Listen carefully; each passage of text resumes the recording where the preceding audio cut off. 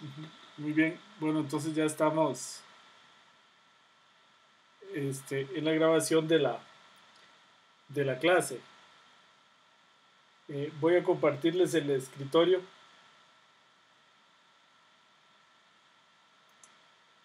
Ok, muy bien. Antes de iniciar un par de noticias. Bueno, dado que este curso pues siempre ha resultado un poquito cargado, de hecho hemos pensado en la idea de hacerlo en dos cursos en lugar de uno, debido a que resulta un poquito pesado, sobre todo las primeras 2 semanas. Entonces, bueno, hemos decidido hacer hoy voy a hacer solo la presentación de métodos descriptivos en la consola y la parte de métodos predictivos la vamos a dejar para de hoy en 8, es decir, esta clase la vamos a hacer en dos clases, lo que significa que el curso va a durar 5 semanas en lugar de 4. Pero bueno, mejor para que tengan más tiempo de digerir las partes iniciales, que son la curva un poquito más difícil en lo que se refiere al aprendizaje de R y la programación en R. Aunque no pretendemos, por supuesto, hacer aquí expertos en programación, pero sí los conocimientos fundamentales para poder correr ciertos métodos de forma iterativa, por lo menos. Bueno, entonces quería contarles que la idea es la siguiente. Bueno, la tarea de hoy, como les había comunicado, queda para, aquí están viendo mi calendario, quedaría para el 7 de noviembre, hasta las 7 de la noche sería el tiempo. La de hoy, que estaba para el 11, luego les voy a comunicar esto por escrito, también sería para el 18. La idea es que ustedes de aquí al jueves terminen la tarea número 1. Terminen la tarea número 1 de aquí el jueves. Luego, viernes, sábado y domingo, ojalá y trabajen la primera parte de la tarea número 2. Luego, la segunda parte la trabajen del 11 al 18. De manera que la tarea de hoy quedaría para el 18 y no para el 11. Entonces, aquí les estoy mostrando la tarea número 2, que es corta, un poquito más corta en apariencia. Tiene dos ejercicios, uno sobre métodos descriptivos en la consola y otro sobre métodos predictivos.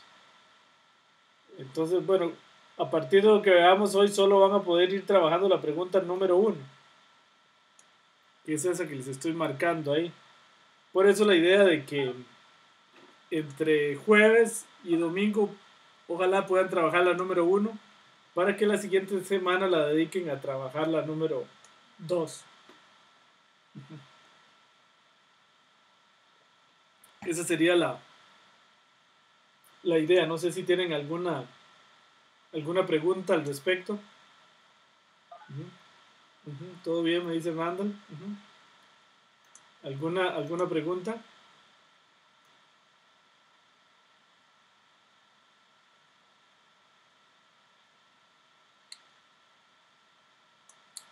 Ok, muy bien. Entonces, bueno, vamos a continuar. Respecto respecto al reto predictivo, quería contarles, no la veo por ahí, que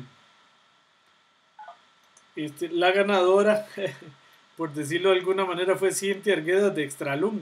No la veo conectada.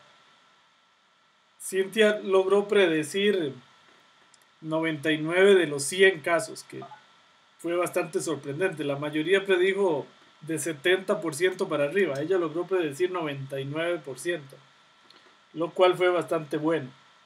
Entonces felicitarla, aunque no la veo por ahí, pero tal vez luego ve la grabación. Cintia entonces fue la ganadora. Habían 50 sí y 50 no. Entonces ella logró predecir 99.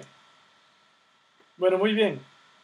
Entonces, antes de empezar, la idea de hoy es trabajar sobre métodos descriptivos en la consola de R, lo que se conoce como clustering o también como aprendizaje no supervisado, directamente sobre la consola de R. Antes, quería contarles eh, aclararles algo que me preguntaron sobre una pregunta importante que hicieron en el foro por aquellos de los que no la hayan visto sobre el manejo de data frames y cómo eliminar columnas o cómo no eliminarlas, porque bueno, también se pueden eliminar, pero cómo no usarlas. R tiene un mecanismo muy poderoso, perdón que ahí estoy pasando rápido para mostrarles esa parte. Para decir, aquí lo tengo. Por ejemplo, acá, no sé si recuerdan, esta era una manera de calcular la correlación. Voy a ponerlo más grande.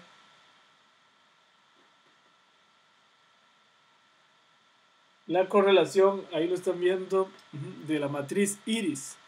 La matriz iris, recuerden que tiene la quinta columna de tipo cualitativo. Entonces yo le digo aquí, esto quiere decir las 4 primeras columnas de iris y cualquier fila. Calcule la correlación de esas 4 columnas. Y aquí la proporciona. Una manera, y esto está actualizado en el sitio web, una manera más fácil de hacer eso es esta. Iris, esto quiere decir excluir todas las columnas de iris menos la número 5. Entonces es una manera muy fácil de quitar una o varias columnas o varias filas. También eso es aplicable para las filas. Entonces yo le digo, trabaje con todas las columnas de iris menos la columna 5. Eso es lo que quiere decir este menos. Por ejemplo, aquí yo le estoy diciendo, presénteme las primeras filas de la matriz iris quitando las columnas 2 y 3. Cuando es más de una columna se ponen en un vector. Este vector este C es de concatenación de vector. Entonces ahí le estoy diciendo que me presente la matriz iris, pero que no trabaje ni la columna 2 ni la columna 5. Aquí, por ejemplo, le estoy diciendo que trabaje con iris, pero que elimine de esta, digamos, iris, la fila 1 y las columnas 2 y 5. Entonces aquí estoy con iris sin la columna 1, perdón, sin la fila 1 y sin las columnas 2 y 5. Bueno, algo que agregué por ahí que también vale la pena que vean son maneras de graficar la matriz de correlaciones. Con este paquete Library Ellipse son algunas figuras que hacíamos en Ratel. Ahí lo hice más pequeñito. Aquí calculo la correlación de la matriz iris quitando la columna 5 y luego le digo plot correlation en color rojo y presenta este gráfico que lo habíamos estudiado ya en Ratel, donde la dirección de la elipse significa la dirección de la correlación. Estas son correlaciones positivas, mientras que hacia el otro lado son correlaciones negativas. Estos vienen en el paquete elipse que habría que instalar antes de poderlo usar. También hay otra interesante en este paquete que se llama Core Plot, que es para plotear correlaciones. Es esa tiene un montón de opciones. Aquí estamos ploteando la matriz de correlaciones también. Entonces vean que el rojo significa, entre más rojo es correlación menos 1 y azul es correlación 1 y blanco es correlación 0. Entonces aquí se pueden ver las correlaciones muy fácilmente. Por ejemplo, la diagonal es correlación 1. La correlación, y esta es una correlación muy débil, ¿verdad? Entre más pequeñita el círculo y más tendiente a blanco, más débil la correlación. Y entre más tendiente a rojo, más alta. Esta es otra manera de ver la matriz de correlaciones. Hay otra manera también, que es con esta función que está aquí. Plotee la correlación simplemente. Aquí hay otra un poquito más sofisticada con esta función, plot, correlation plot, pero con algunas opciones aquí que les invito a que analicen. Plotea la matriz de correlaciones con colores, pero de paso también pone el número de la correlación. Digamos aquí, por ejemplo, la correlación es menos 0.12, aquí la correlación es menos 0.37. Esta es una correlación fuerte, 0.87. Esta es la más fuerte de todas, 0.96. Bueno, entonces son formas interesantes de graficar la correlación. Bueno, muy bien. Entonces vamos a empezar con la lección de hoy. Si alguno tiene alguna pregunta hasta ahí. Bueno, muy bien. Entonces vamos a empezar con métodos descriptivos en la consola. Lo primero que vamos a ver es cómo hacer un análisis en componentes principales.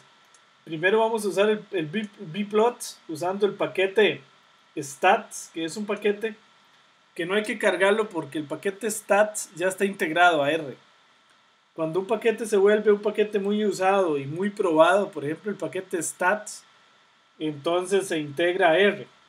Se integran a R. Stats fue uno de los primeros paquetes integrado a R, donde están la mayoría de las funciones estadísticas básicas que son muy usadas, están en stats, entonces ya no hay que cargarlo. Con library, recuerden que un paquete se llama con la función library, este no hace falta cargarlo. Bueno, entonces aquí para explicarle lo hago un poquito más grande. Recuerden que lo primero es decir el directorio en el que están los datos. En este caso este es el directorio donde yo tengo los datos. Voy a leer la tabla aquí, el clásico ejemplo de los estudiantes en un CSV, separado por punto y coma y con la separación de decimales coma. Y le voy a aplicar a estos datos la función prcom. Esto lo que quiere decir es principal components, o componentes principales sobre la tabla datos. Estos quedan en modelo. Si yo le pido después plotear el modelo, presentar el modelo, entonces lo que me presenta son aquí las 5 componentes principales. Ahí están los componentes principales. Y con el gráfico, con bplot modelo, hago lo que se conoce como un bplot, que es una combinación entre el círculo de correlaciones y el plano principal en el mismo gráfico. Las rojas son las variables y las negras son los individuos. Aquí coincide con lo que hemos visto, que es que digamos el clúster Luis y Sonia es el de los buenos en educación física, el clúster Pedro, Inés, José y Ana son los buenos en ciencias y matemáticas, y María, Luis, Carlos y Andrés son los buenos en español. Entonces es como ver el círculo y el plano sobrepuestos. Ese es el modelo que se usa en Estados Unidos. Se usa mucho más el bplot que usar el círculo de correlaciones. Tiene ventajas y desventajas. Bueno, acá por ejemplo, otra corrida de Principal Components. Aquí lo que hago es leer los datos de algoritmos de recomendación que habíamos visto en otro curso atrás y simplemente le aplico Principal Components a datos y luego hago el bplot. Y aquí estamos viendo en este momento el bplot. No sé si lo recuerdan, es prácticamente el mismo que habíamos hecho en el curso anterior. Ok, muy bien. Luego vamos a hacer ACP usando Factor Miner.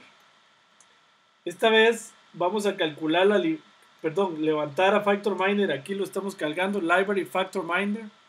Este suppress message, no se preocupen por eso, eso simplemente lo hago yo para que en estos reportes no me ponga message ni warning, pero pueden poner solo esto.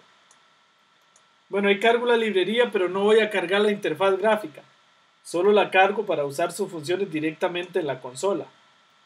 Leo los datos, ejemplo estudiantes acá, con read table. Uno puede leer las tablas CSV con read table o con read CSV, con cualquiera de las dos. Bueno, aquí entonces le voy a aplicar PCA, esta es una función de Factor Miner, a la tabla datos. Scale Unit en True quiere decir que la tabla la va a centrar y reducir. NCP en 5 quiere decir que va a guardar o almacenar las primeras 5 componentes principales. Graph en false es para que no grafique. Si yo pongo aquí graph en true, él grafica con esta instrucción de una vez. Yo no lo voy a hacer porque quiero graficar con estas dos por aparte, para cambiarle algunas de las opciones. Ok, este PCA entonces pertenece a Factor Miner. El resultado lo dejo aquí en la variable res. Luego le doy plot. Esta es una función, entonces plot. Ploteo el resultado que acabo de calcular en los ejes 1 y 2. Choisy, esto viene de francés, porque recuerden que este programa es francés. Este choisy quiere decir que va a graficar los individuos. Vean que en este otro caso aquí grafica las variables, entonces esto es para graficar el plano principal y esta opción es para graficar el círculo de correlaciones. El color de los individuos va a ser rojo, el color de las variables va a ser blue. New plot en true y new plot en true es para que haga un nuevo gráfico. Y entonces ahí estamos viendo el gráfico del plano principal, los test clusters claramente definidos. Aquí respecto al biplot que vimos antes hay una rotación, pero en el fondo es el mismo gráfico y la misma interpretación. Y acá está el círculo de correlaciones. De hecho, si lo hago un poquito más pequeño, perdón, ahí me los pone al lado. Plano principal, círculo de correlaciones, y aquí se podrían hacer las interpretaciones. La ventaja con FactorMiner es que es mucho más completo que el Stats. Ven que aquí si yo le pregunto por el resultado en FactorMiner guarda una serie de cosas. Por ejemplo, los eigenvalues, que son los valores propios. Los resultados para las variables están en var y los resultados para los individuos están en int. Guarda las coordenadas, guarda las correlaciones, guarda los cosenos cuadrados, guarda las contribuciones, que nunca hemos estudiado qué es. Y igual para los individuos guarda todo eso. También guarda los centros, las variables, las desviaciones estándar, etc. Ok, aquí por ejemplo, si le pregunto por res A, estos son los eigenvalues, entonces me tira los valores propios y las inercias. Res bar me tira las coordenadas. En bar me tira todos los resultados para las variables, coordenadas, correlaciones, cosenos cuadrados y contribuciones. Res int me tira todos los resultados para los individuos, por ejemplo acá los cosenos cuadrados. Ok, muy bien, entonces ahí tengo mucha información muy útil. Por ejemplo, para lo siguiente. Para excluir del gráfico a los individuos o variables mal representados. Jorge Fernández se nos une a la reunión. Ok, muy bien. Bueno, aquí vamos a hacer lo siguiente, vean. Vamos a eliminar del gráfico los individuos mal representados y las variables con algún criterio de qué es mal representado. Bueno, seteo el directorio, cargo los datos, corro el PCA de FactorMiner y vean lo que voy a hacer aquí. Voy a calcular los cosenos cuadrados de los individuos y los voy a dejar en esta variable que se llama cos2.int. Eso es una variable que yo le puse ese nombre. Voy a hacer el resultado individuos cosenos cuadrados, 1. Esto quiere decir la columna 1 de los cosenos cuadrados más la columna 2 de los cosenos cuadrados multiplicado por 100. Entonces, si pregunto por estas variables, lo que voy a tener son los cosenos cuadrados de todas las variables, de todos los individuos. Aquí estoy trabajando con el dato importaciones de México, que espero que lo recuerden que fue uno que ustedes trabajaron en una tarea. Entonces aquí se ve, por ejemplo, que el coseno cuadrado de 1979 es 96%, del 80 es el 86% y así sucesivamente. Los mal representados aquí, si recuerdan, son el 87 que solo tiene un 4% y el 88 que solo tiene un 1%. Perdón, un 0,8%, o sea, casi apenas menos del 1%. Porque esto ya está en escala 0-100. Entonces voy a hacer este gráfico, que se lo voy a mostrar primero en pantalla. Vean que estoy aquí en el centro eliminando el 87 y el 88. Nada más los dibuja, pero claritos y no les pone las etiquetas, que eran los mal representados. ¿Cómo logro esto? De esta manera. Le digo, ploté los individuos, aquí con Choisy, igual los individuos, pero seleccione aquellos cuyo coseno cuadrado, esta opción aquí, la que le dice coseno cuadrado, tiene que ser mayor o igual a 0.1. Entonces elimina aquellos que tengan coseno cuadrado menor al 10%. Yo aquí puedo poner cualquier número, punto 1, punto 001, punto 2, dependiendo de lo que yo quiera considerar como bien o mal clasificados. Igual para el círculo de correlaciones. En el círculo de correlaciones casi todas las variables están bien representadas, de hecho. Pero solo para ilustrar voy a eliminar esta variable. ¿Cómo la elimino? Aquí ploteo el círculo de correlaciones, vean, escojo variables. Y le digo que seleccione solo aquellas cuyo coseno cuadrado sea mayor al 70%. Sí, adelante.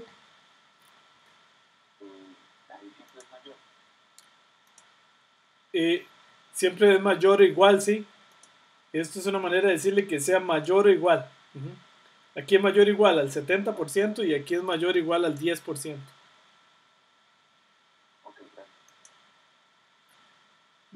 Sí, con gusto. ¿Sí? ¿Sí les queda claro? Ok, es una manera muy buena de eliminar. Las deja en una tonalidad más clarita. Bueno, si tienen alguna otra pregunta por ahí.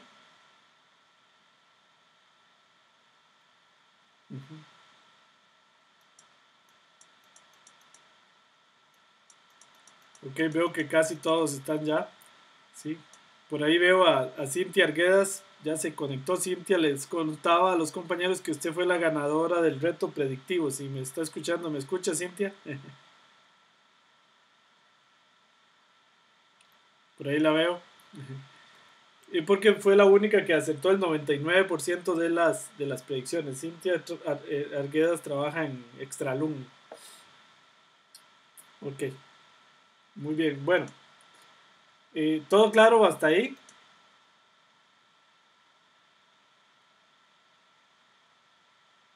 Bueno, muy bien. Entonces,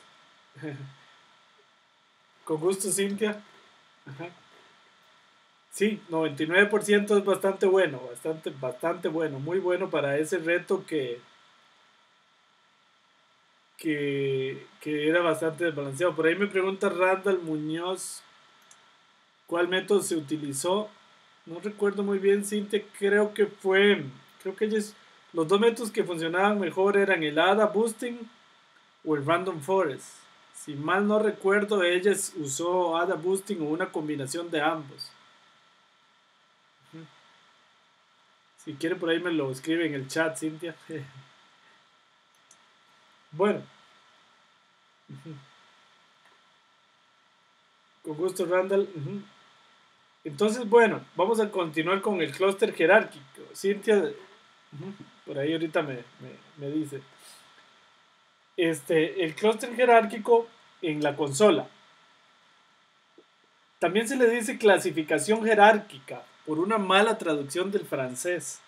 Porque en francés clasificación significa clustering, no clasificación, porque ya hemos visto que clasificación es un método predictivo. Clustering es un método descriptivo. Bueno, entonces vamos a hacer clustering con method igual complete. Cuando uno pone method igual complete, estamos usando el salto máximo. Entonces, el salto máximo, aquí voy a leer los datos de ejemplo de estudiantes. Hago clustering de esta manera. El clustering, voy a llevarme esto les recomiendo que lo hagan. Ustedes se pueden llevar esto aquí, copy, y se lo llevan para R, por ejemplo acá, para RStudio. Entonces acá voy a hacer un espacio en blanco ahí. Y lo voy a pegar para explicarles una cosa. Aquí lo estoy corriendo ya directamente. Leo los datos, que son los ejemplos de estudiantes. Esto que estoy marcando aquí en azul, lo voy a correr. Una manera de correr en RStudio es marcar y darle run. En este momento él solo va a correr esa parte que está marcada en azul. Y lo que me calcula es la matriz de distancia. Ven, dist. Aquí la estamos viendo. Ajá. Sí, me confirma Cintia que lo que ella usó fue los métodos de potenciación de ADA Boosting para el modelo predictivo. Bueno, les decía que la matriz de distancias Entonces aquí está la matriz de distancias que es de triangular inferior. Aquí están las distancias de todos contra todos. Recuerden que la clasificación jerárquica, entonces en este caso, recibe como parámetro la matriz de distancias, no recibe los datos, ¿ok? Recibe la matriz de distancias. Y hclust es la función de R que calcula el clustering. Y lo dejo aquí en modelo. Le estoy diciendo que el método sea complete. Es decir, de los vecinos más cercanos. Es lo que eso quiere decir. Luego le digo plot. Y ahí me graficó el dendrograma. Ahí me quedó muy apretado porque ahí lo estiré, ahí lo están viendo. Ven qué interesante esta otra función que está aquí. Rec hclust con k igual 3. Vean lo que hace esta función. Okay. Este k igual 3 lo que le estoy diciendo es que en el gráfico me haga una separación de 3 clústeres. Ven porque en la consola hay mucho más flexibilidad para trabajar, ¿verdad? Que en un paquete. Yo le puedo decir ahí también con 4 clústeres. Entonces lo doy con 4.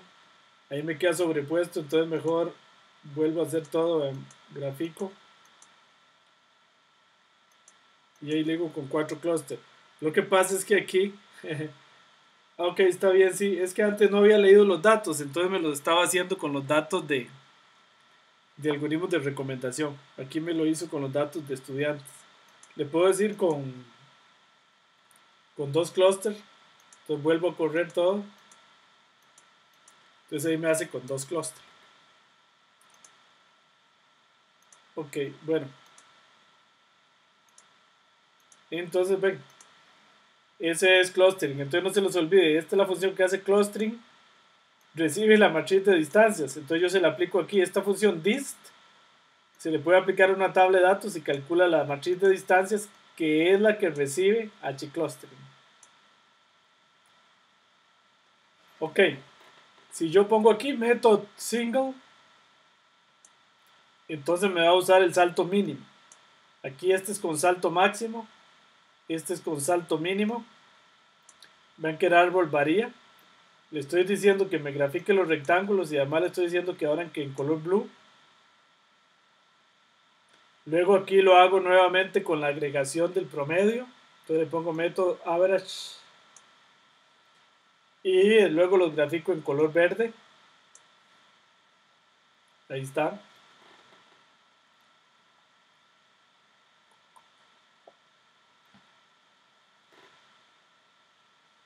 Luego que el que más se usa, que es con agregación de war. Y border, en este caso magenta. Ahí está.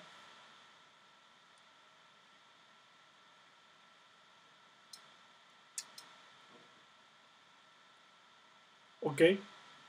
Bueno, aquí un aspecto muy importante dice guardando la tabla de datos con el clúster al que pertenece cada individuo. Vean.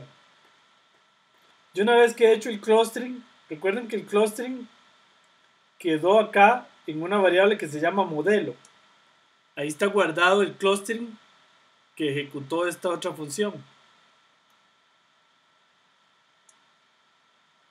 Ok, entonces aquí yo le digo cut tree, que corte el árbol que está en modelo con k igual 3, o sea, con 3 clústeres.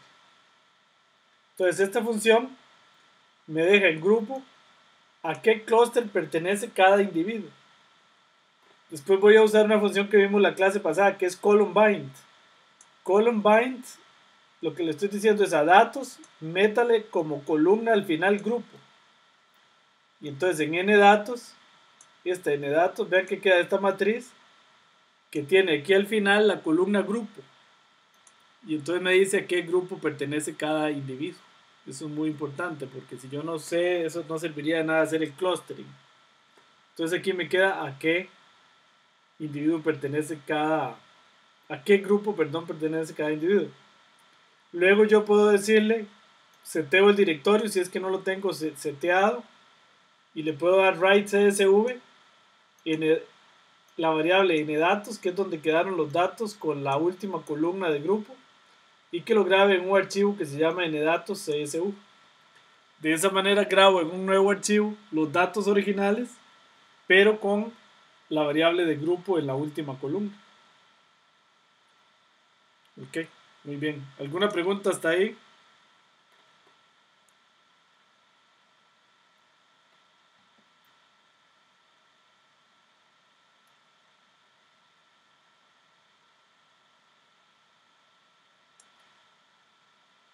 Ok, bueno, muy bien. Bueno, clustering sobre las componentes principales. Recuerden que habíamos visto que en Factor Miner uno puede hacer clustering sobre las componentes. Entonces lo primero que hago aquí es cargar Factor Miner. Ubico, seteo el directorio, voy a leer importaciones de México otra vez. Le hago un análisis en componentes principales con esta línea. Y luego voy a usar una función, esta es la que usa Factor Miner, HCP, sobre res, que es donde dice el ACP. Entonces esto lo que hace es una clasificación jerárquica, pero no sobre la tabla de datos, sino sobre las componentes principales. ¿Ok? Y entonces el resultado queda aquí. Aquí le puse gráfico en false, cuando en realidad, como les comento aquí, vean, dice, para desplegar los gráficos se debe ejecutar la siguiente instrucción en R, no en RStudio. Porque resulta que estos gráficos que están aquí son los que producen, si recuerdan Factor Miner. Perdón, ahí están. Con los clústeres en colores y los centros aquí grabados. Aquí están los clústeres separados por colores y aquí está el gráfico en 3D. Pero resulta que Factor Miner tiene un asunto y es que él abre una nueva ventana para hacer los gráficos. Y entonces en RStudio no corren porque RStudio todos los gráficos los trata de hacer en esta ventana. No puede abrir una ventana emergente. Entonces, estas instrucciones, esas instrucciones que les estoy mostrando, si uno que quiere que corran bien y que haga los gráficos, hay que correrlas directamente aquí en R. Ahí les estoy mostrando R, no RStudio. Aquí yo le puedo decir, le voy a decir que me abra un nuevo script y ahí pego esas instrucciones, vean. Entonces lo voy a hacer aquí. Aquí le voy dando control R, control R, control R, control R. Y aquí esta opción se la voy a, que grafique, se la voy a poner en true. Para que vean lo que pasa. Control R. Entonces ven, él me tiró 3 gráficos. Aquí está uno con los clusters. Aquí está el otro en 3D. Y aquí detrás está el otro. Bueno, no, esta es la ventana de... Aquí está el otro. Ok, y ven que él hace 3 gráficos en 3 ventanas emergentes. RStudio no permite eso. RStudio solo permite un gráfico a la vez. Por esa razón, perdón, es que aquí yo le puse graph en false. Y aquí les aclaro que esto para ponerle graph en true tiene que estar en R directamente. Si alguno descubre alguna manera de hacerlo en RStudio, pues ahí me avisan. Aquí yo más bien, esta partecita la corrí en R directamente. Porque estos gráficos son muy buenos, muy bonitos. Pero hay que hacerlos en R, no en RStudio. Bueno, para la interpretación, vean lo interesante que aquí estoy mezclando todo. Para la interpretación voy a usar Rated, pero solo la parte de funciones, no voy a usar la interfaz gráfica. Porque resulta que hay una función que solo está en Rated, que se llama esta hclust centers hclust, que es la que me da los centros de los clusters, para no tener que calcularlos a mano. Entonces con nclust igual 3,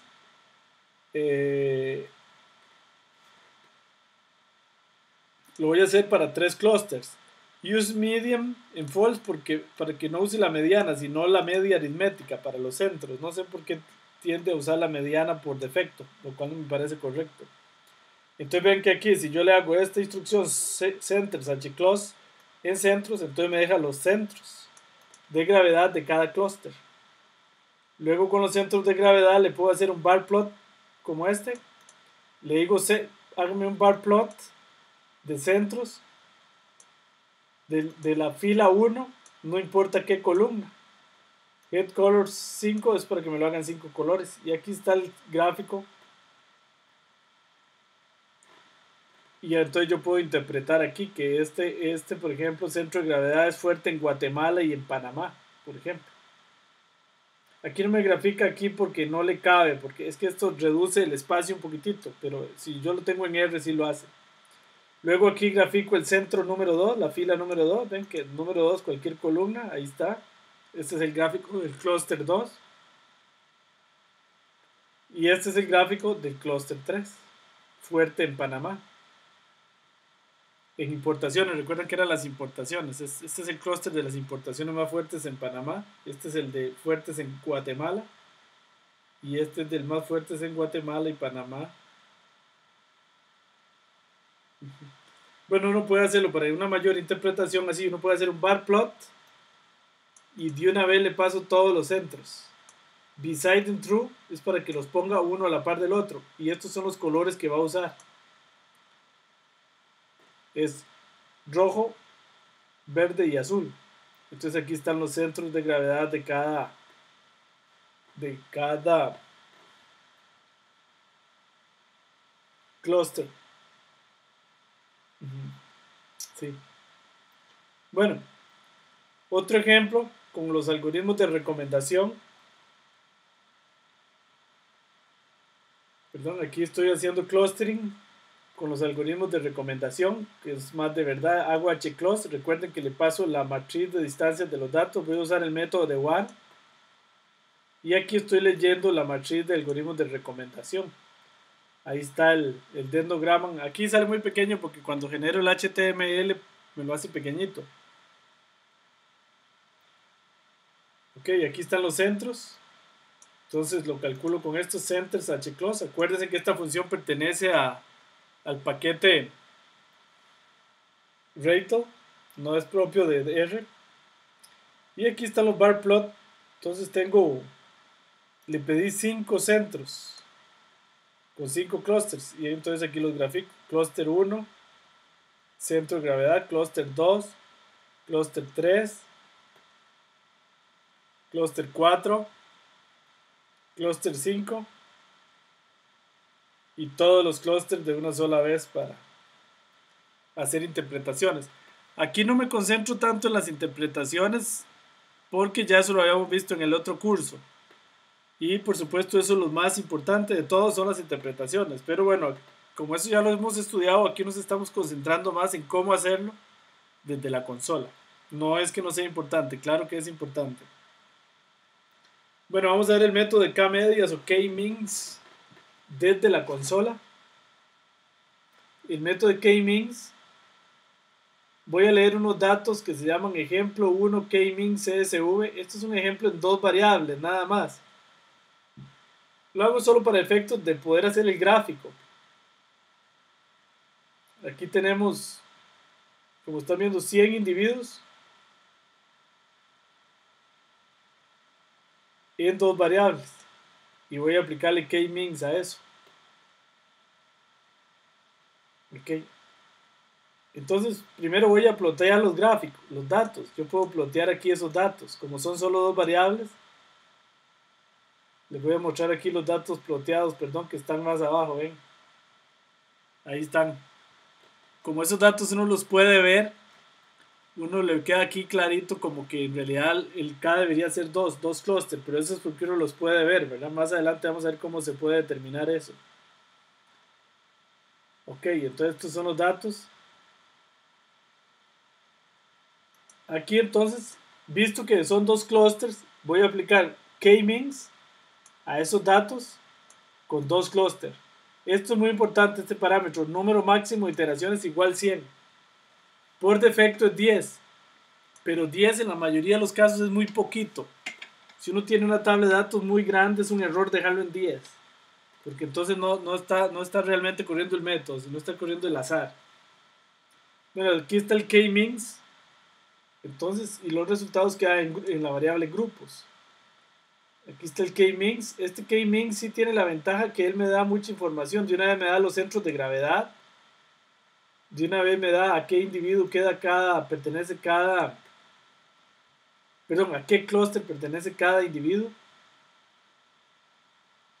Y me da mucha información muy importante. Ven, grupos clúster es a qué clúster pertenece cada individuo. Grupos centers, dollar centers, me da los centros de gravedad. Grupo dólar tot ss me da la inercia total. Grupos dólar within ss me da la inercia intraclases de ese clúster. Perdón, de cada grupo, porque es intraclase. Esta es la del clúster 1 y esta es la del clúster 2. Aquí tengo un error. Esta es la inercia intraclase. No, sí está bien. No, está bien, sí. Esa es la inercia a lo interno de las clases. Grupos tot witness. Esta es la inercia, la suma de las inercias intraclases. ¿Okay? Esa es la suma. Grupo dólar between nets me da la inercia interclases, que en este caso es 48. Y recuerden el teorema de Fisher, porque por ahí viene la tarea de verificar el teorema de Fisher. Aquí es muy fácil. El teorema de Fisher decía que la inercia total tiene que ser igual a la inercia intraclases más la inercia interclases. Entonces yo sumo aquí la inercia intraclases más la inercia interclases y la comparo. Este es un operador de comparación, igual a la inercia total. Y entonces me responde true. O sea que es una manera de verificar el teorema de Fisher. Si esto diera false, algo está rarísimo. Tiene que dar true, porque el teorema de Fisher dice que siempre la inercia total tiene que ser igual a la inercia intraclases más la inercia interclases.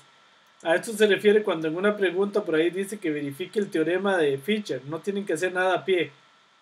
Es nada más comparar estos resultados y ver que dan igual. Grupo dollar size. Me dice el primer grupo tiene 51 y el otro grupo tiene 49. Y aquí le estoy agregando. Lo que estoy haciendo es graficando aquí estos grupos dollar centers de color blue. Lo que hace es agregarle estos centros de gravedad a los dos clústeres que encontró. Y este otro es muy interesante. Voy a agregarle el gráfico points. Recuerden que en R yo hago un plot. Y el plot es el que define el gráfico. Todo lo que haga después le cae encima al mismo gráfico. Hasta que haga otro plot. Entonces aquí lo que estoy es graficando nuevamente los datos. Pero con el color que va a estar dado por grupo cluster más 1. ¿Qué es esto? Recuerden que los clústeres aquí serían 1 y 2. 1 es negro y 2 es rojo. Entonces le sumo 1 porque no quiero que me quede en negro. Entonces los colores van a ser para el primero 1 y para el segundo 2. Perdón, para el primero 2 y para el segundo 3. Esto lo que me hace es graficarme este clúster en verde y este clúster en azul, como para ver qué hizo k-means. A ver si logró una buena separación o no. Esto es un truco para graficar cada clúster de distinto color. Esto PSH es el tamaño del punto, de los puntos chiquititos. Ok, aquí hago un bar plot con los centros. En blue este es el centro 1, este es el centro... No, este es el clúster 1 en las dos variables, 1 y 2. O sea, el clúster 1 es fuerte en la variable 2. Y el clúster 2 es fuerte en la variable 2, pero es mucho más parejo. Ok, que el clúster 1. Y aquí con bar plot beside and true, grafico los dos clústeres juntos. Para no engañarse. Ven que aquí se ve claramente, aquí hay un engaño de escala. Se ven muy parecidos estos, pero en realidad son así.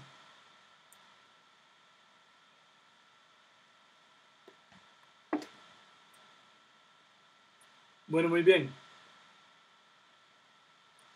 ¿Alguna pregunta hasta ahí?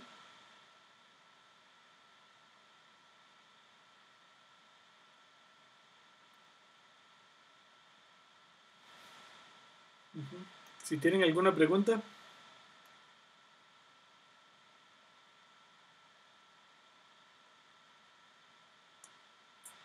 Que muy bien, por ahí los veo a todos. Vamos a hacer lo mismo, pero con K igual 4. O sea, con los mismos datos, pero con 4 clústeres. Este plot que está aquí es el que me hace este gráfico. Pero ahora voy a usar 4 clústeres. Entonces voy a hacer K-Mins con 4 clústeres, número máximo de iteraciones 50. Entonces aquí me hizo la clusterización con 4 clústeres. Aquí están los 4 centros de gravedad con grupos dollar centers. Y aquí está la gráfica. Grafico grafica los puntos centrales del centro de gravedad y este grafica los puntos en colores. El color va a ser el grupo dollar cluster más 1. Esta es una manera de cambiarle de color según el clúster al que pertenece. Y esto es lo que pasa si uso 4 clústeres. Se ve que no es muy bueno porque en realidad aquí convenía tal vez mejor usar 2 clústeres, que fue lo que hicimos antes. Bueno, aquí está K-Mins. Ahora pero con los algoritmos de recomendación. Okay. Aquí le hago un str a los datos para ver los datos. Y aquí le aplico K-Mins con 3 clusters y máximo de iteraciones en 100. Okay. Grupos dollar centers me da los centros de gravedad. Column names, recuerden, esto me da los nombres de las columnas. Y aquí estoy haciendo un bar plot con estos colores para los centros de gravedad. Ahí está. Este sería para el clúster 1, porque aquí tengo la fila 1, no importa qué columna. Este es para el clúster 2. Este es el centro de gravedad del clúster 2. Y este es el centro de gravedad del clúster 3. ¿Qué se acuerdan que el curso anterior hicimos esto un poco con Excel? Y este bar plot, si alguien tiene alguna pregunta. Este bar plot me grafica con besides en true y grafico todos los centros. Vean que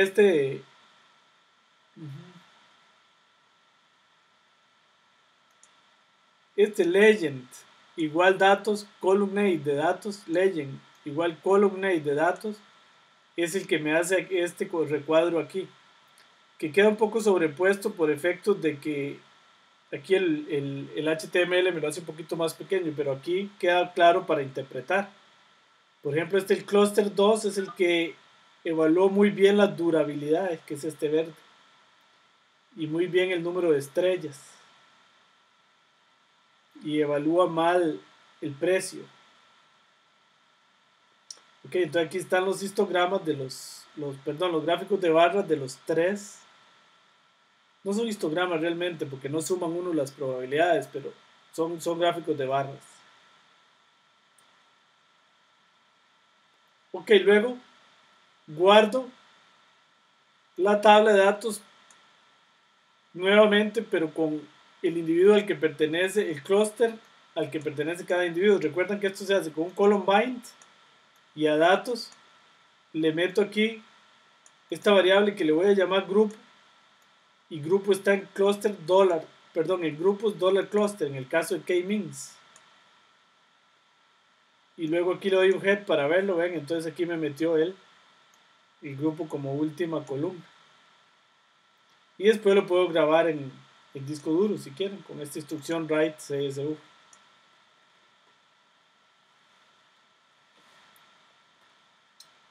Muy bien. Bueno, esta es una pregunta muy importante. ¿Cómo escoger el valor de K en un K-Mins? Para eso se usa algo que se conoce, por lo menos en Francia, como el codo de Jambou, debido al inventor al creador de la idea, que es Michel Jambou, un profesor de la Universidad de París 9. Por lo menos en ese lado del mundo se conoce así. En Estados Unidos no le dicen el codo de Jambú.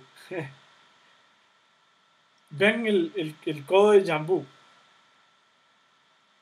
Para ilustrar el codo de Jambú, vamos a usar unos datos generados artificialmente, que por cierto son una pregunta de la tarea anterior, así que les voy a ayudar un poquitito. Vean, lo que hacemos es definir unos centros, como una matriz 3×2. Lo voy a hacer aquí en R. Entonces, vamos a definir, lo voy a hacer aquí en RStudio, una matriz 3×2 con 3 centros. Un centro va a ser 0,3, otro 0,1 y otro 0,4. Y en realidad, ella usa como centros, ahora vamos a ver por qué 7 por centers. Vean lo que hace esto.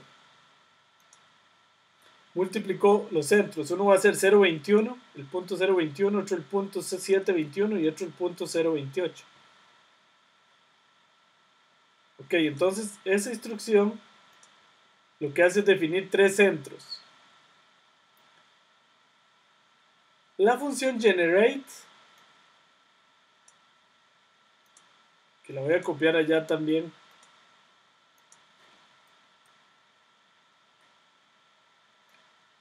¿qué es lo que hace? La función generate, recuerden que rnorm lo que hace es, esta función rnorm lo que hace es generar unos puntos que en este caso n vale 50 por defecto. Si no lo cambio, lo que me hace generar es 100 puntos que siguen la curva normal. N por 2 daría 100, entonces son 100 puntos que siguen la curva normal.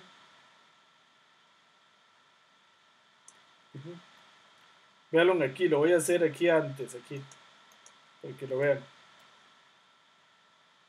Y le voy a poner 100. Entonces ahí está, eso me genera 100 puntos que siguen la curva normal con media 0 y varianza 1. Recuerden que yo puedo preguntarle a R que qué hace ese comando así. rnorm.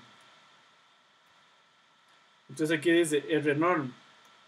Lo que hace es que genera datos siguiendo la distribución normal con media igual a min y desviación estándar igual a SD. O sea, en este caso, por defecto es con media 0 y desviación estándar 1. Entonces eso es lo que hace este data 1. Multiplicado por sigma, que por defecto es 1. Entonces aquí lo que son 100 números que siguen la normal. Luego esos 100 números se los suma al centro 1 y al centro 2.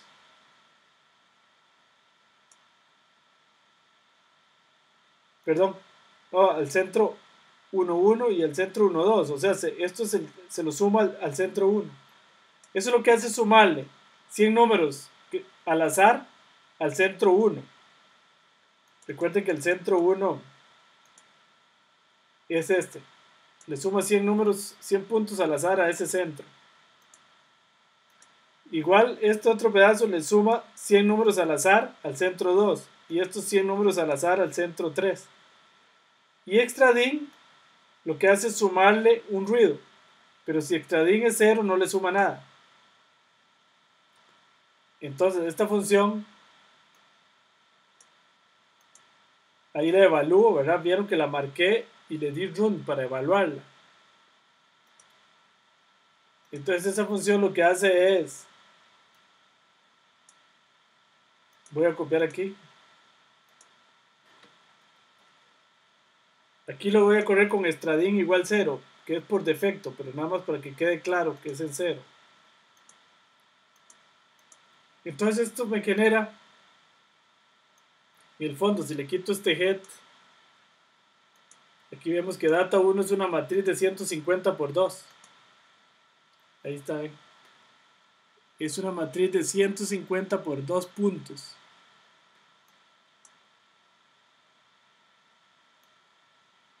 ¿Ven? Son 150 puntos. generados al azar, pero sobre los 3 centros que yo le di al inicio. Entonces si yo le digo plot data 1, ¿ven lo que hace? Ahí está, genera 3 grupos. Este es el centro 028, que está por aquí. Este es el centro 021 y este es el centro 721. Entonces son como 3 grupos. Lo que quiero es tener 3 grupos bien identificados para aplicar K-Means. Aquí el óptimo para K-Means sería 3, porque claramente hay 3 grupos. Okay. Aquí con estas instrucciones lo que hago es, con estas, lo que hago es, vean, ahí están ploteados los datos. Run. Grupos K-Means, ahí aplico K-Means con K igual 3. Ahí apliqué K-Means con K igual 3. Ahora voy a plotear los centros. Ven, los 3 centros, lo hizo bien. K-Means. Porque los centros están en grupos $centers. Y ahora voy a plotear, pero con colores de acuerdo al centro.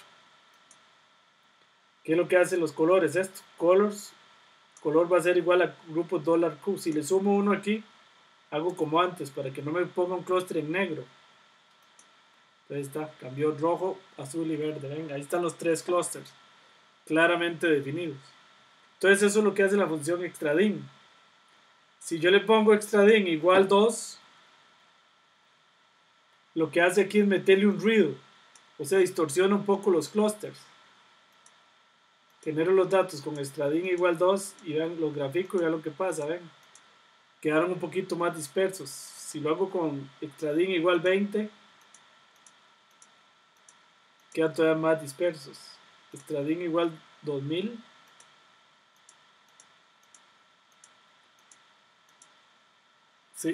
Vean, ya se confunden un poco aquí. Y extraDin igual 20.000. Se confunden. Ven que los puntos ya con 20.000, los verdes, rojos y azules están totalmente confundidos. Ya no hay una clusterización clara. Los centros están bien, pero los clústeres están perdidos, porque recuerden que los clústeres van en colores. Ok, muy bien. Entonces, dicho eso, claramente aquí hay 3 clústeres. Aquí está graficado con el paquete scatterplot en 3 dimensiones. Eso es solo por una curiosidad. Ahora vean, voy a graficar el codo de Jambu, que es el que me va a lograr demostrar que K igual 3 es el óptimo. Recuerden que una técnica para encontrar K es cuando la inercia intraclase se estabiliza. Porque recuerden que la idea es que la inercia intraclase sea lo más pequeña posible. O la inercia interclase lo más grande posible. En este caso vamos a usar la inercia intraclases, que sea lo mínimo posible. Entonces voy a generar los datos con extraDin igual 0. En inercia C, repita, 0,20. Esto lo que hace es crear un vector de 20 campos en 0. Luego for, desde K igual 1, K variando desde 1 hasta 30, voy a aplicar K-Means para K igual 1, o sea un clúster, para K igual 2, 2 clústeres, para K igual 3, 3 clústeres, y así sucesivamente. Lo que voy a hacer es K-Means con 1, 2, 3, y así sucesivamente hasta 30 clústeres. Y voy guardando las inercias en este vector. Para después hacer un plot de ese vector. Inercia en color blue, tipo B. Y entonces aquí está el gráfico. Entonces esto es la inercia interclases para K igual 1. La inercia interclases para K igual 2. La inercia interclases para K igual 3. Y luego se ve que para K igual 4, 5, 6, 7, así sucesivamente ya se estabiliza. Esto se le llama el codo de Jambu, porque este es el famoso codo.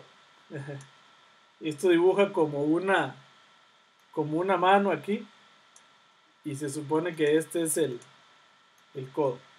Entonces el codo se da en K igual 3. ¿Ok? Esa es la idea. Entonces se supone que cuando aparece el codo que hace una mano, digamos, en ese K es el óptimo para K-Means. Ok, entonces con K igual 3. Claro, requiere de correr el método 30 veces. Entonces, claro, alguien puede estar pensando y tiene toda la razón. Si tengo 1.000.000 de datos y correr 30 veces el método puede ser un poquito duro. Sí, es cierto. ¿Verdad? Porque en el fondo es correrlo muchas veces a ver cuál es el que mejor me sirve. Puede ser un poco pesado si se tienen muchos datos. Ok, muy bien. Si tienen alguna pregunta hasta ahí.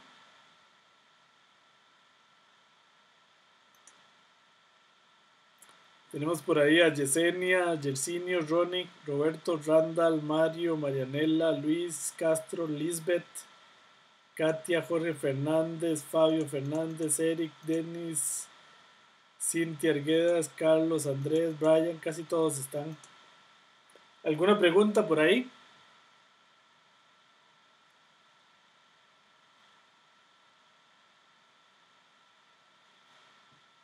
Bueno, muy bien. Entonces,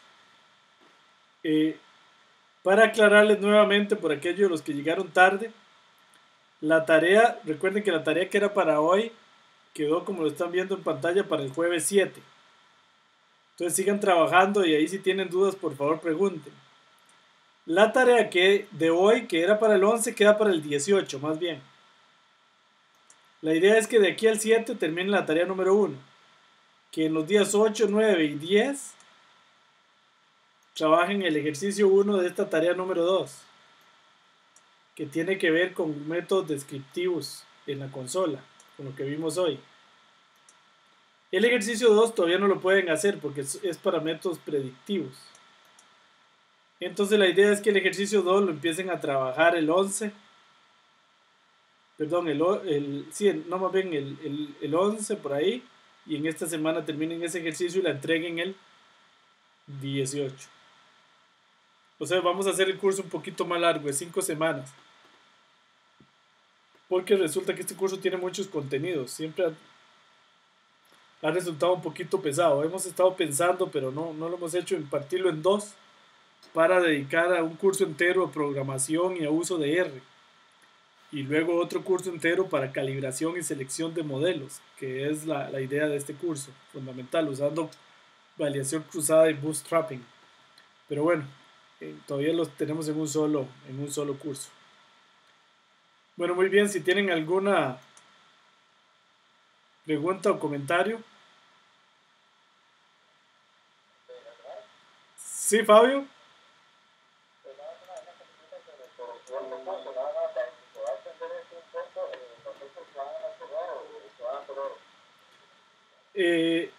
Las fechas, Fabio.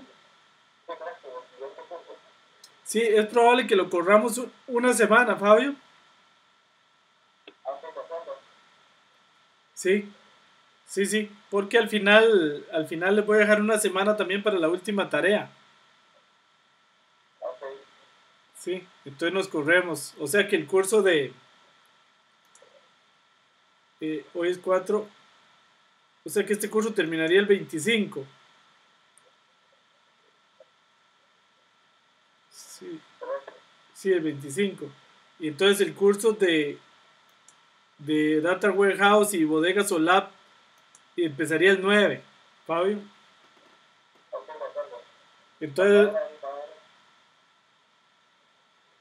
sí, adelante, Fabio, es que se le oye un poco cortado.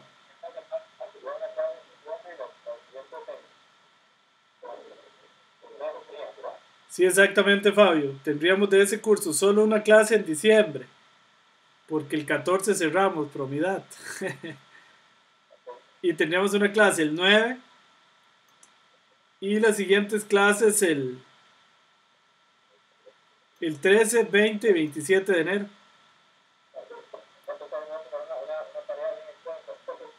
Una tarea para Navidad, para que no se aburran. Una tarea bien larga, Fabio.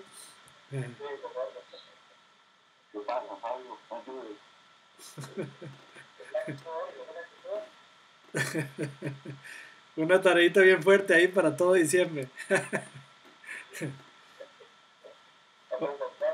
Bueno, muy bien, Fabio. Sí, así estamos entonces para todos con las fechas. Yo creo que les llegó un correo de que para que planifiquen ustedes y todo, pues la verdad es que en estas fechas de diciembre nadie quiere trabajar. Entonces el 14 se cierra Promidad porque el 14 damos un curso que tenemos en Perú y en México. Ese es en los sábados, no es como ustedes, pero es el 15 cierra y volvemos a abrir hasta el 6 no, el 13 de enero. ¿Ok? Entonces ahí hacemos unas vacacioncitas. Entonces si tienen alguna pregunta o comentario, con mucho gusto. ¿Cómo les ha ido con la tarea 1? Sí, yo tengo una pregunta de la tarea. Sí, Lisbeth. En la pregunta 2 se puede utilizar una función que aplique, por ejemplo, el mínimo, que es una de las cosas que preguntan eh, a cada una de las columnas de la matriz, bueno, las que son cuantitativas, o la idea es que lo hagamos una por una. Eh, eh, eh, voy a, voy a ir a buscar la pregunta. Lisbeth, ¿la número qué me dijo? La número 2, lo que dice es que calcule para los datos del corazón, ¿cómo se llama? Sí, Ahí sí. lo tenés. Sí, ese heart, ajá. Ajá, que calcule algunas estadísticas, el mínimo, el máximo, la media, la mediana, Sí. para las son cuantitativas. Entonces, hacer eso uno por uno como que queda un poco feo. Se puede hacer, Entonces, sí. entonces era para ver si podíamos usar una función que aplique el mínimo a cada una de las columnas que corresponden en el mismo momento. O sea, que con una instrucción salga cada una de los estadísticos. Sí, se puede hacer, Lisbeth, una por una, si quieren, no hay problema. O la otra manera es como les estaba hablando hoy, les estoy mostrando ahí, datos Sí, y, ok. y entonces ustedes quitan columnas, qué sé yo. Ajá. En una sola instrucción se pueden quitar todas las columnas que no recuerdo cuáles eran, pero digamos que era la 2, la 9 por decir algo, y la 12. Entonces así pueden quitar las columnas que no son y después le pueden hacer mínimo y esto lo asignan a datos uno, digamos. Y después le pueden aplicar el mínimo a toda esta matriz y lo hacen de un solo. Ok, de acuerdo, gracias. Con mucho gusto, Lisbeth. Sí, eso es una manera, pero si lo quieren hacer también una por una, no hay problema. Sí, nada más que se vuelve un poquito más tedioso. Entonces, con esta forma de quitar columnas se hace un poquito más fácil. Ok, muy bien, gracias, Lisbeth. Buena pregunta. Si alguien tiene alguna otra pregunta respecto a la tarea número 1, con mucho gusto la podemos ver ahora.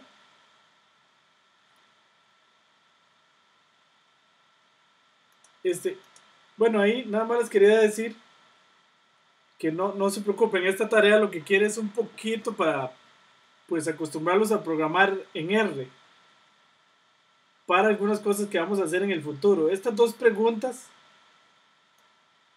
por aquellos los que no saben qué son funciones recursivas, y por ahí venía un ejemplo de cómo se programa una función recursiva. Pero cualquier cosa, si alguien ocupa, me avise, yo le puedo enviar puedo postear algunos ejemplos más de cómo se hacen funciones recursivas.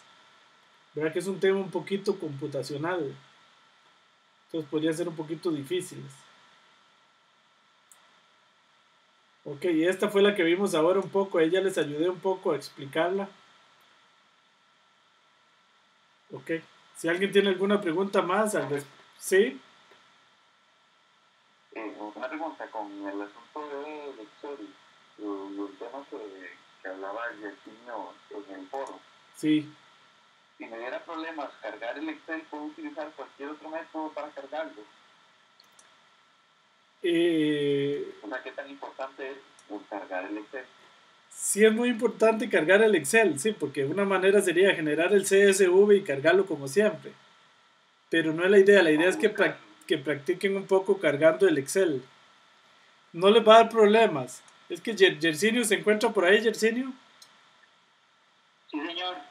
Tal vez si nos explica algo que usted explicó en el foro, le doy la palabra, que es muy importante lo que puso Yersinio en el foro, al respecto de 32 y 64 bits, sobre todo en Windows. Sí, Adelante, Yersinio.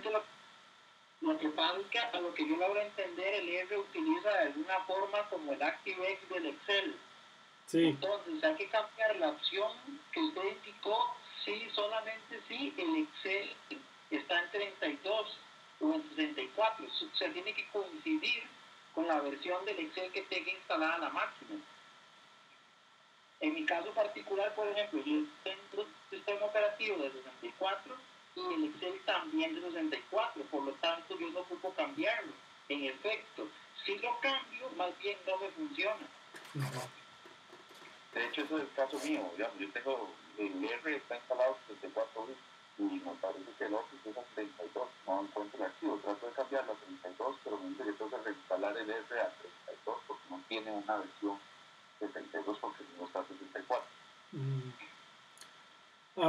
Sí, el problema que pasa en términos generales también es que un programa de 32 no se puede comunicar muy fácilmente con uno de 64. Lo que yo le recomendaría es que también instale el R32 para que se evite el problema. Lo que pasa es que yo tengo instalados los dos, entonces si no me sirve ningún ordenador que ya está, ¿no?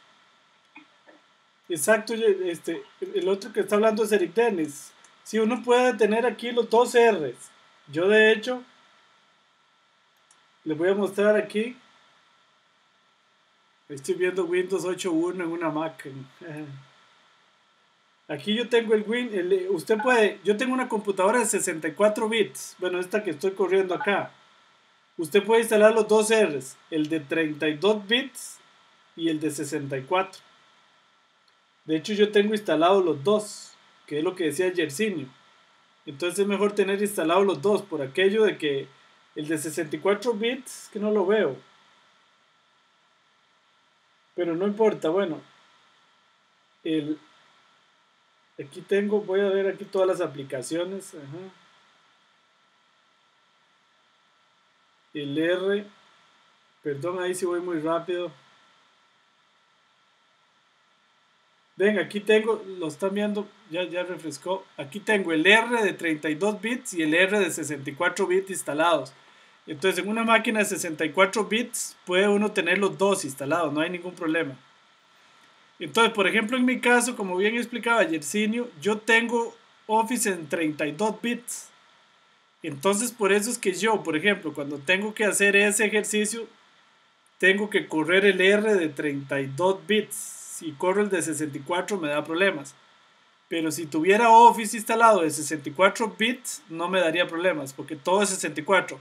O sea, es tan sencillo como si el Office es 64 bits, corran R de 64 bits.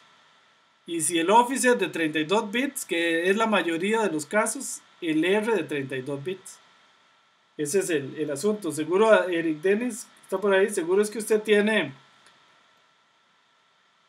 Office en 32 bits, como me pasa a mí, y R de 64.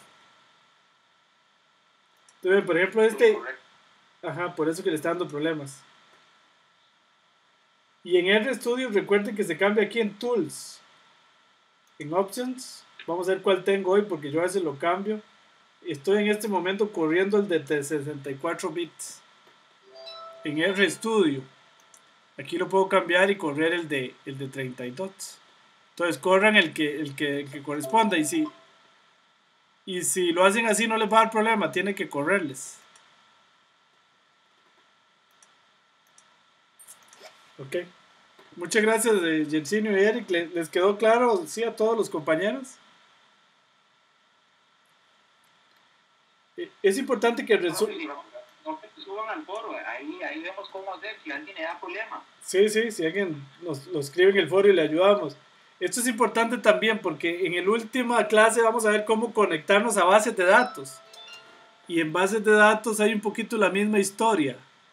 ¿Qué es lo que pasa aquí en el fondo? El ODBC, si uno quiere comunicar dos cosas de 32 bits, debe ser de 32 bits. Y si quiere comunicar dos programas de 64 bits, tiene que ser de 64 bits. Ahí en ese caso vamos a ver más adelante que, por ejemplo, yo tengo MySQL en 64 bits y R en 64 bits, no tengo ningún problema. Pero lo que hay que hacer es como bien lo decía Yersinio, 64 con 64, 32 con 32. Lo que no sirve es combinar. Me dice Roberto que sí le quedó claro. Ok, si alguien tiene alguna duda al respecto. Ok, muy bien. Entonces sí, traten de resolver ese problemilla, a ver si lo logran hacer compatible. Eso es importante. Algunas veces es mejor tener R de 64 bits, sobre todo si hay muchos datos, es más rápido, se pueden trabajar con más datos. Y algunas veces, dependiendo de algunas cosillas, es mejor en 32. Esos son enredos de Windows, ¿verdad? ¿Sí? ¿Algún otro comentario? Bueno, muy bien, entonces,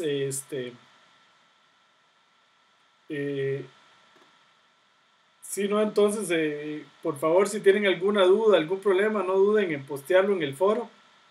Ahí estamos todos los días pendientes para tratar de ayudar y aclarar las dudas.